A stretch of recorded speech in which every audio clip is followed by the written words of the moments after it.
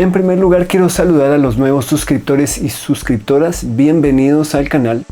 Hoy estudiaremos un artículo que literalmente nos presenta un empalme inesperado con el texto de Sergei Eisenstein que ya estudiamos previamente.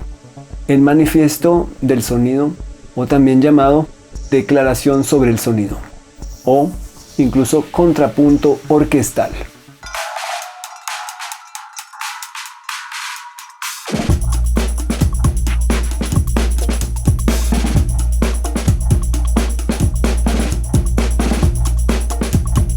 Eisenstein escribió el texto que estudiaremos hoy con ocasión de la visita de un grupo de teatro kabuki encabezado por Ichigawa Sadauji para realizar unas presentaciones en Moscú y Leningrado. En este texto, Eisenstein se va a referir a la obra Shushingura, o los 47 Ronin, o los 47 Samuráis sin amo, basado en una leyenda japonesa que algunos toman como hechos históricos y totalmente verídicos. Eisenstein se queja de algunos críticos que afirman que el kabuki, entre comillas, exhibe una maestría de formas, pero que es muy frío y que es como una de esas cabras que no dan ni leche ni lana, y que encima de todo sus obras teatrales son feudales. Según él, para estos críticos, el kabuki fue en su momento una pesadilla. Y entonces elabora un poco más acerca de aquella acusación sobre el repertorio del teatro kabuki, de lo que se podría inferir que cada movimiento teatral y artístico está enraizado con su época y con sus tradiciones.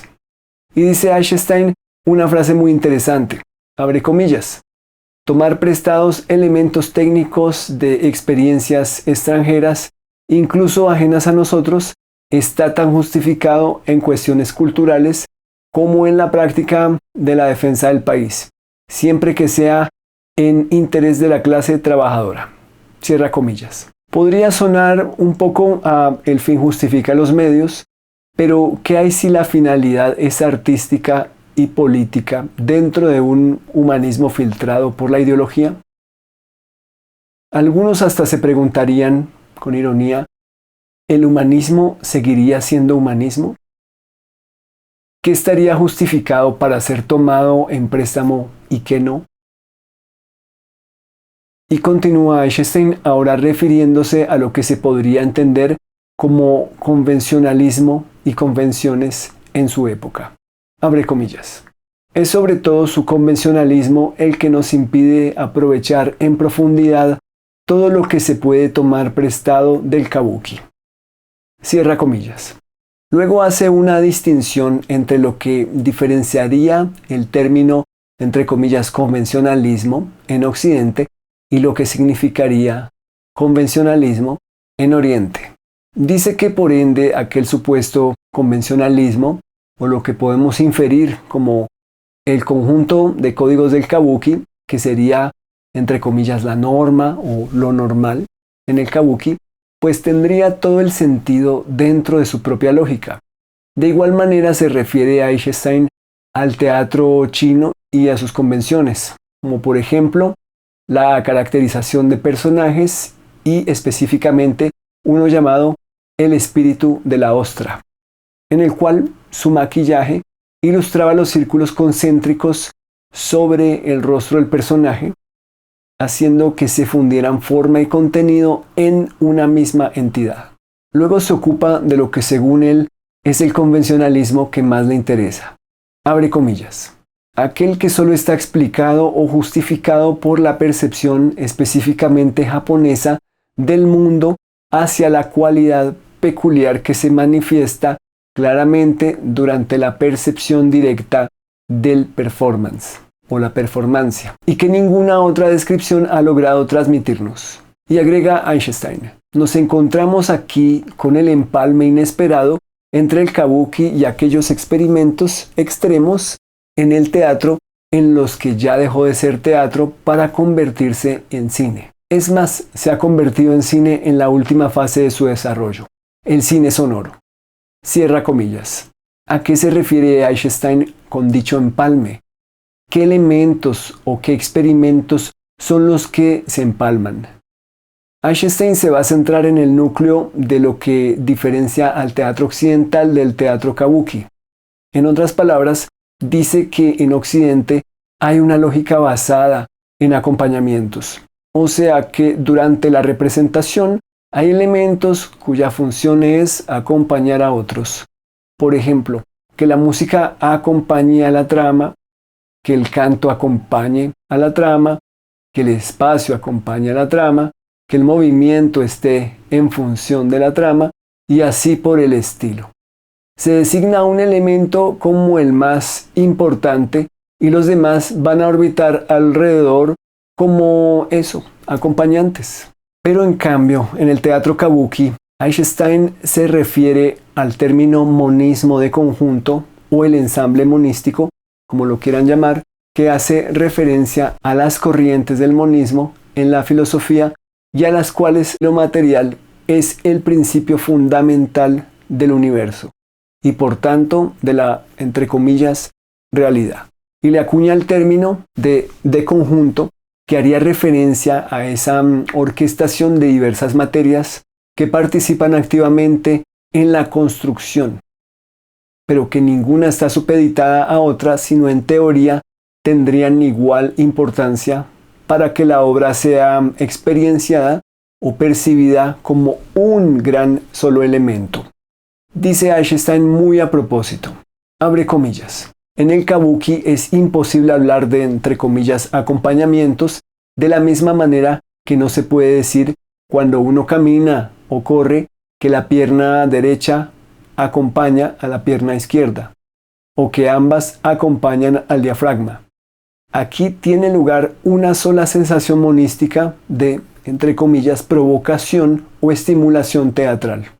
Los japoneses consideran cada elemento teatral no como una unidad inconmensurable entre las diversas categorías de la emoción, sobre todo los distintos órganos sensoriales, sino como una única unidad de teatro. Cierra comillas. Y en este texto podemos apreciar un momento de iluminación en que Eisenstein hace clic. Es un momento eureka, en donde conecta con su propia intuición por allá 5 años atrás, en junio de 1923, cuando escribió el texto sobre el montaje de atracciones para la revista Lev, del cual hablamos ya en este canal en un video dedicado exclusivamente a ese texto. Eisenstein no había mencionado el kabuki en aquel artículo, pero podemos ver cómo efectivamente su intuición ya había sido materializada por otros.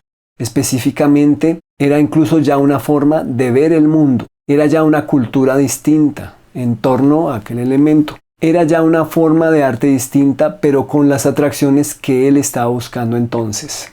Dice Eisenstein, abre comillas, por eso en 1923 escribí, colocando un signo de igualdad entre los elementos de cada categoría para establecer teóricamente la unidad del teatro básica que llamé entonces, entre comillas, atracción.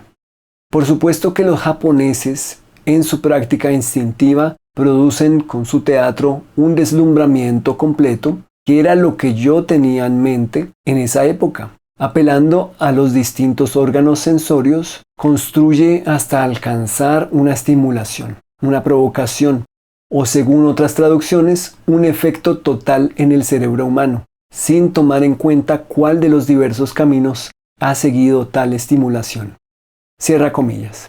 Podemos inferir que Eisenstein ha llamado, entre comillas, instintiva a la práctica de ese deslumbramiento completo, o sea, al alto grado de organicidad y de unidad en el teatro kabuki, si para el momento no tenía evidencias de una teoría o de unos estudios al respecto, escritos directamente por autores japoneses. Como ustedes y yo sabemos, si hay algo que caracteriza a Sergei Eisenstein, es su faceta investigativa.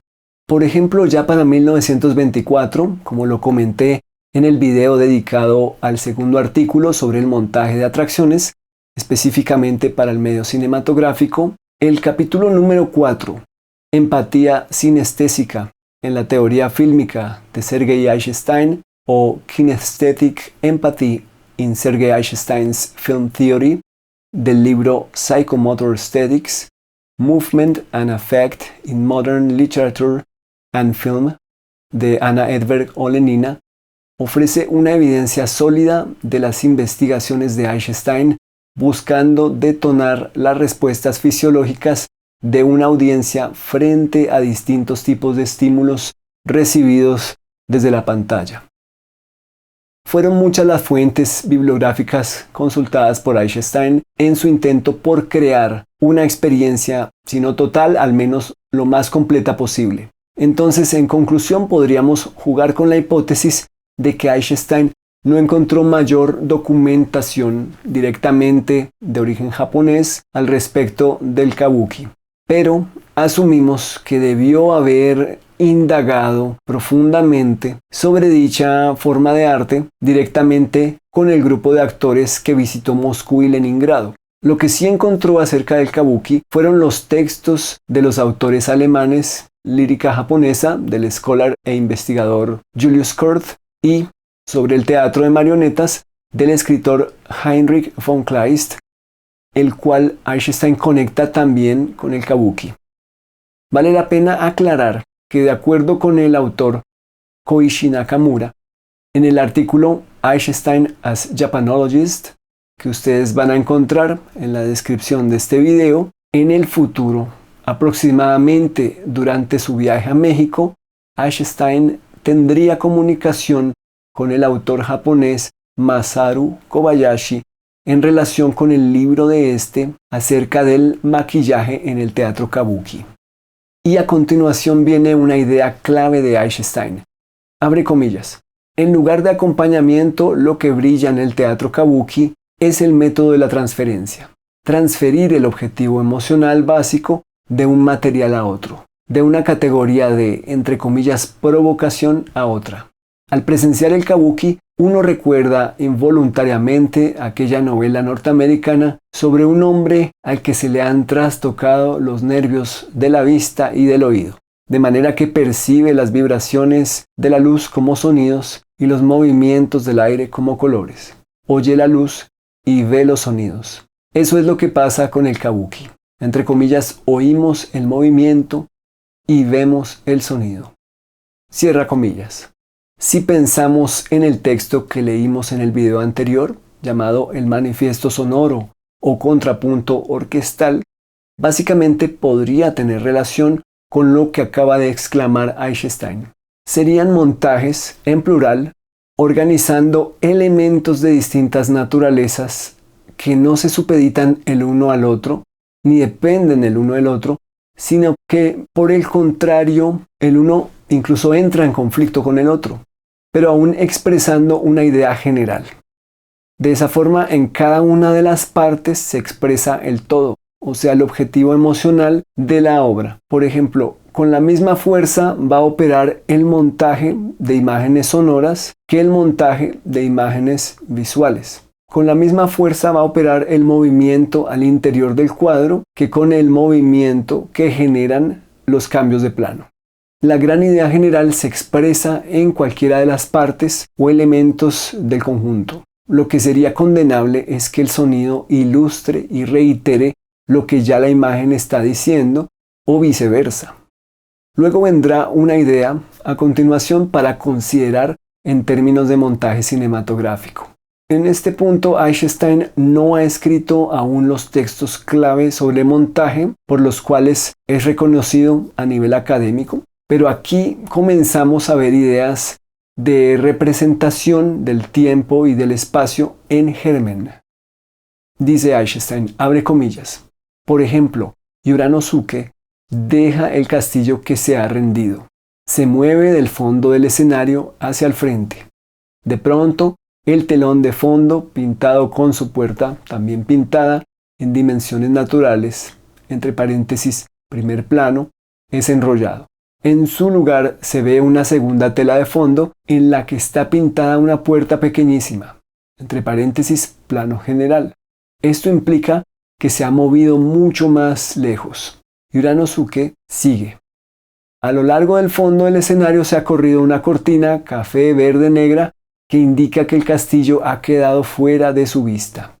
Más pasos. Uranosuke ahora se desplaza hacia el camino florido. Este otro desplazamiento es destacado por el samisen, es decir, por el sonido. Entonces, el primer desplazamiento son pasos, por ejemplo, un desplazamiento espacial del actor. El segundo desplazamiento es una pintura plana, eso es el cambio de tela de fondo. El tercer desplazamiento es una indicación explicada intelectualmente que nos hace comprender que la cortina borra mágicamente algo visible. El cuarto desplazamiento está dado por el sonido. Cierra comillas. Acheson describe las acciones con bastante detenimiento. Se nota que quiere que nos hagamos una idea de los procedimientos formales usados en el teatro con recursos materiales para representar ideas, confiando en que el espectador entienda y asimile el espacio y el tiempo en la escena. En pocas palabras, las ideas necesitaron plasmarse por medio de formas para que los espectadores entendieran que se recorrió una distancia que sobrepasaba las posibilidades físicas reales del auditorio de teatro. Entonces se recurrió a la abstracción y a la transformación del espacio para que el espectador entrara en el juego de creer y aceptar la forma y el cómo en que aquel personaje caminó desde un castillo hasta un camino florido, con todas las interpretaciones que esto pueda suscitar. Más adelante, Eisenstein nos da 3 preguntas capciosas en relación con cómo describir, cómo definir, cómo representar. Personalmente me pregunto para quién pueden ser estas preguntas. ¿Para qué tipo de lector? ¿Están dirigidas a cineastas también? ¿Están dirigidas a los creadores en general? Dice Eisenstein, abre comillas, todos conocemos estas 3 preguntas capciosas. ¿Qué forma tiene una escalera de caracol? ¿Cómo escribiría la palabra compactamente? ¿Qué es un mar picado? Imposible formular respuestas intelectualmente analizadas a estas preguntas. Quizás el lingüista Jean Baudouin de Courtenay pudiera, pero nosotros debemos responderlas con gestos. El difícil concepto de, entre comillas, compactamente, lo ilustramos con un puño cerrado, y así sucesivamente. Y lo que es más, semejante descripción es completamente satisfactoria. También nosotros somos un poco kabuki, aunque no lo suficiente. En nuestra declaración sobre el sonido, o manifiesto del sonido, o contrapunto orquestal, hablábamos de un método de contrapunto para combinar imágenes visuales y auditivas. Para llegar a dominar ese método, se debe desarrollar en uno mismo un nuevo sentido, la capacidad de reducir las percepciones visual y auditiva a un, entre comillas, común denominador. Cierra comillas. Fue en nuestro video anterior cuando estudiamos aquel manifiesto sobre el sonido firmado por Eisenstein, Pudovkin y Grigori Alexandrov.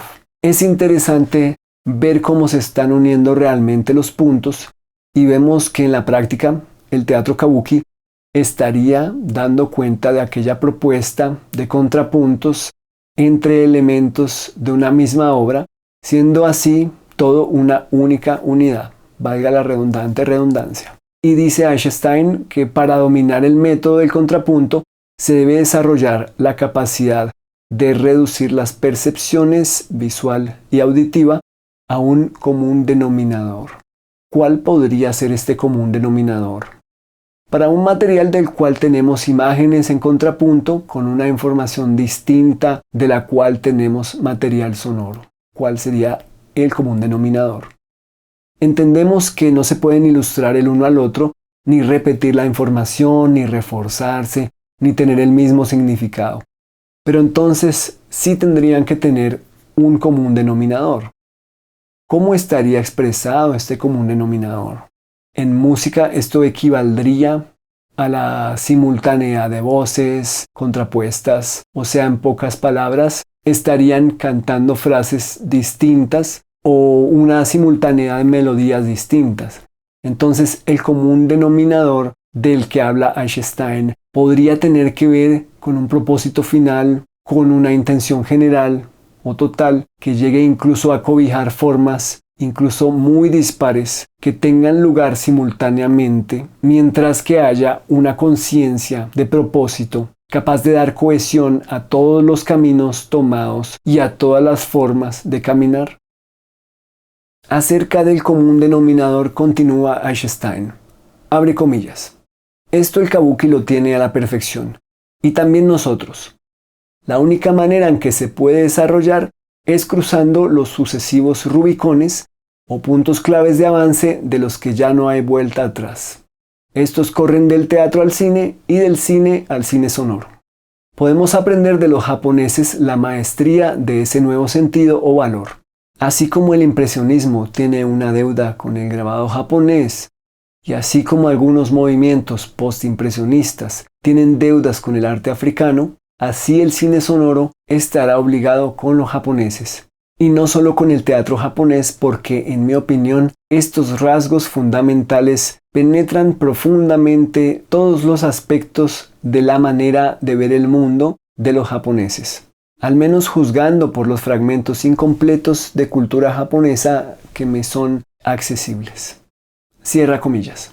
Más adelante Eisenstein se va a referir brevemente a la conexión consistente en vestuario que incluiría dentro de las ropas y materiales de estos diseños, colores, e inferimos otros elementos que pertenecen de alguna forma al mundo de la historia. También va a mencionar la escritura al contarnos acerca de los caracteres o ideogramas, kanji en Japón, hanzi en China, y también va a mencionar brevemente los, entre comillas, alfabetos fonéticos del idioma japonés, hiragana, katakana. Pero esto lo va a ampliar más en su artículo del año siguiente llamado Beyond the Shot en inglés, o Más allá del plano, o también conocido como El principio cinematográfico y el ideograma, uno de los textos más famosos de Eisenstein y de lectura básicamente obligatoria en escuelas de arte y de cine. Sin embargo, Eisenstein decide dedicar las últimas páginas de nuestro texto de hoy a la poesía y específicamente a la tanka, un género de poesía clásica japonesa. Dice Eisenstein, abre comillas, la tanka es una forma de epigrama lírico prácticamente intraducible y tiene dimensiones estrictas, 5, 7, 5 sílabas en la primera estrofa, o kami no ku, y 7 y 7 sílabas en la segunda estrofa, o shimo no ku. Debe ser esta la poesía menos común de todas, tanto en forma como en contenido. En su representación escrita puede juzgarse tanto pictórica como poéticamente.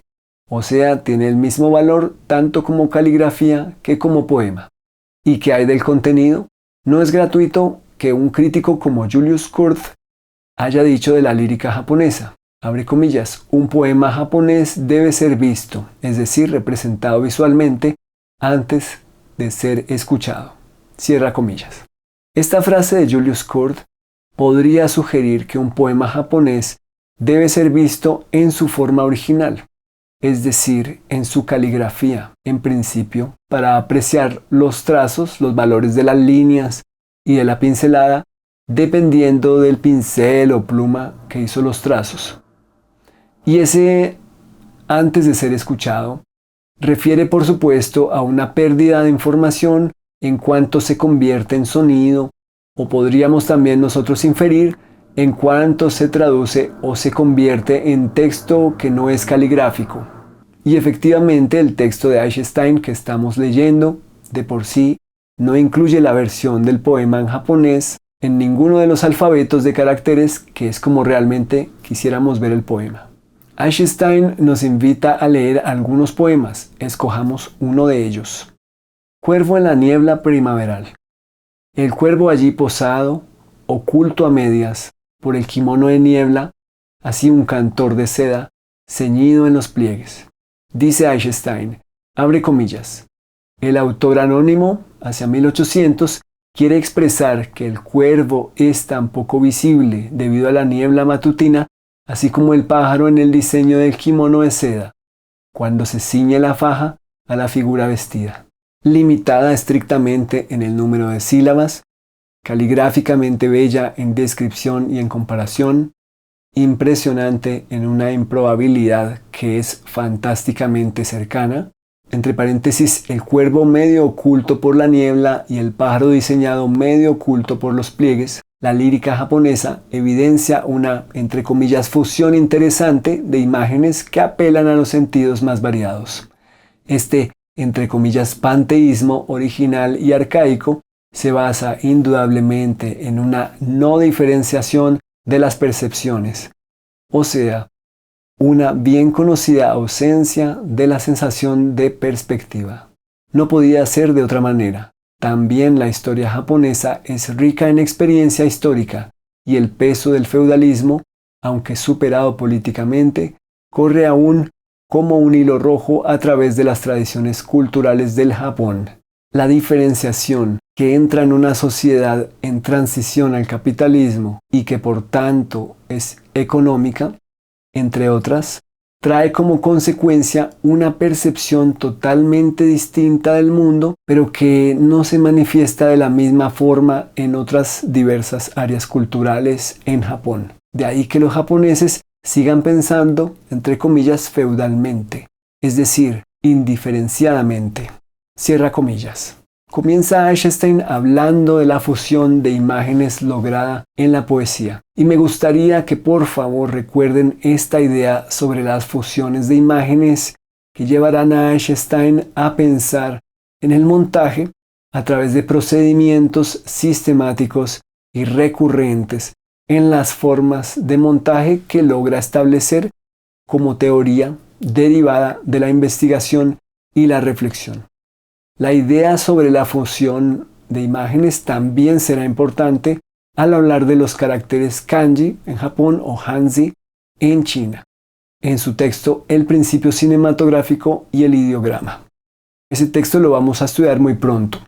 Para Eisenstein son fusiones que según él apelan a los sentidos más variados. Esto de apelar a los sentidos más variados tiene total coherencia con sus investigaciones acerca de la reflexología, los reflejos voluntarios e involuntarios y las respuestas fisiológicas de los espectadores frente a lo que ocurre en la pantalla, los cuales serían evidentemente las consecuencias que se buscarían al apelar a los sentidos más variados mediante la creación de imágenes y de fusiones de imágenes.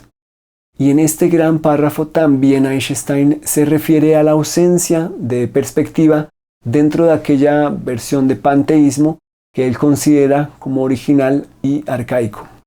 Recordemos que incluso también en términos de pintura y grabados japoneses, a través de los siglos se suele hablar de una representación del espacio que nada tenía que ver con la perspectiva renacentista en Occidente. Se hablaba, o quizás aún se habla, de alguna supuesta, entre comillas, perspectiva japonesa en la que pareciera que los lugares y objetos en paisajes están vistos desde arriba, o al menos en una especie de picado, en el cual se les ve distribuidos entre diversas alturas, como si todos los elementos estuvieran no tanto como fusionados, pero sí lo más cerca posible entre ellos, coexistiendo tan próximos y no separados por las distancias abarcadas entre frente y fondo, tal como acontece en la perspectiva de la pintura renacentista. Esto nos podría hacer pensar en el mismo principio siendo aplicado por la Tanka, haciendo también muy próximos dos mundos, dos geografías, dos texturas, dos temperaturas y, en el caso del ejemplo, dos pájaros para que sean prácticamente uno solo en la mente del espectador. El poema de por sí tiende el puente para la equiparación y fusión de los protagonistas y sus mundos. Al final del párrafo también vemos cómo Eisenstein, estando en 1928, propone una dicotomía entre fusión y diferenciación en cuanto a la cultura japonesa. Esto quiere decir que en algunos aspectos para la sociedad japonesa había conjuntos de elementos que podían coexistir, apilados unos con otros en armonía y sin conflicto. El Japón aún feudal. Pero por otro lado, para aquella misma sociedad entonces en transición económica y cultural hacia el capitalismo, en otros aspectos pues se notaba la visión diferenciada, podríamos decir fragmentada de la realidad, o en otras palabras, por compartimentos, por especialidades, por áreas de conocimientos y de saberes que ya no volverán siquiera a relacionarse las unas con las otras o los unos con los otros. Y Eisenstein sugiere que la visión no diferenciada que logra el teatro kabuki a partir del empalme inesperado que ha mencionado, en otras palabras, no se alcanza en el cine japonés al que tiene acceso gracias al grupo que los visitó. Según Eisenstein, el grupo de teatro hace una muestra de cine, proyectan la película Karakuri Musume de Heinosuke Gosho, que aparentemente en este momento está totalmente perdida. El caso es que Eisenstein dice que esta película, que él define como una farsa melodramática, carece del principio de no diferenciación que él sí encuentra en el kabuki. Entonces concluye Eisenstein que dicha no diferenciación o empalme inesperado se encuentra únicamente en dos extremos polares. El primero es en el arcaísmo de las, entre comillas, provocaciones no diferenciadas a los sentidos que hace el kabuki. Y el otro extremo es el apogeo del pensamiento del montaje. Y ustedes y yo nos preguntamos en qué consiste exactamente este apogeo del pensamiento del montaje. Eisenstein nos lo va a revelar en un instante, pero me gustaría invitarlos a pensar por unos segundos de qué se trata, a ver si coincidimos con la definición de Eisenstein. Apogeo del pensamiento del montaje suena más como a un tiempo, a un momento, quizás a una época, una edad de oro del pensamiento, o sea, de la teoría, de la tendencia, quizás la ola, quizás varios cineastas, gente del cine, comunidad del cine, del pensamiento, o sea, todos pensando, cuestionando, elaborando ideas, todos yendo a simposios, a conferencias, charlas, escribiendo y leyendo artículos, papers, textos, haciendo videos, viendo videos, alrededor del montaje. Sería un total apogeo, ¿verdad? Recordemos aquel artículo, La evolución del lenguaje cinematográfico de qué es el cine, de André Bazin, que ya estudiamos en este canal. Coincidencialmente, André Bazin abría el artículo diciendo, abre comillas, en 1928 el cine mudo estaba en su apogeo. Cierra comillas. Usó la misma palabra, apogeo.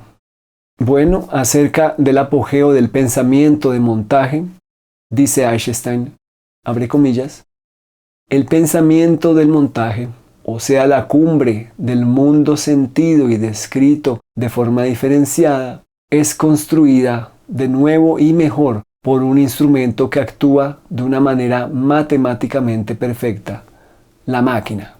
Cierra comillas. Pareciera que Bazin usa la palabra apogeo mirando hacia atrás y Eisenstein la usa mirando hacia adelante. Eisenstein aclara al final que el instrumento es la máquina. Sin embargo, no menciona a aquel o aquella que maneja dicho instrumento. Entonces, ¿dónde está el pensamiento? ¿En quien maneja el instrumento o en el instrumento como tal que actúa de manera matemáticamente perfecta? Eisenstein plantea que el kabuki estimula los sentidos de manera no diferenciada, pero que el montaje, en una situación de apogeo, puede describir y hacer sentir todo un mundo de manera opuesta, es decir, diferenciada. Entonces tenemos la oposición entre lo no diferenciado y lo diferenciado. Y nos vamos con algunas preguntas. ¿En qué momento logra el mismo Eisenstein aquel apogeo del pensamiento de montaje en su obra cinematográfica? ¿Acaso lo logra realmente en algún momento? ¿Serán los métodos de montaje de Eisenstein dicho apogeo del pensamiento de montaje o apenas un gran paso dentro de una gran búsqueda que compilaría las búsquedas también de muchos otros cineastas no solo en cuanto a montaje, sino más allá en cuanto a una evolución del lenguaje cinematográfico, recordando la síntesis establecida por André Bazin en dicho artículo, incluso siendo conscientes de importantes omisiones venidas de otras culturas y formas de acercarse al cine, tal como reflexionamos al leer aquel artículo. Y a algunos esto nos hace preguntarnos por nuestra propia época y específicamente por la, entre comillas, inteligencia artificial. ¿Qué preguntas podrían ser relevantes en términos de supuesta inteligencia artificial en relación con el pensamiento y específicamente con el pensamiento de montaje? Gracias por llegar hasta el final de este video. Nos aproximamos inevitablemente a los métodos de montaje de Sergei Eisenstein. Por favor, compartan este contenido en todas sus redes sociales. Nos veremos próximamente con otro artículo escrito por Sergei Eisenstein.